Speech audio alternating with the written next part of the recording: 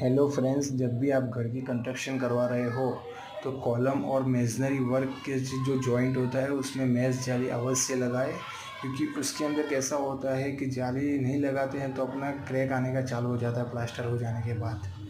और वैसे ही बीम का जो जॉइंट होता है बॉटम और जंतर का जो टॉप होता है उसके बीच में मेश जाली जॉइंट पे लगाना बहुत ज़रूरी है। वो नहीं लगाओगे तो आपका वहाँ से क्रैक आना चालू हो जाएगा प्लास्टर में।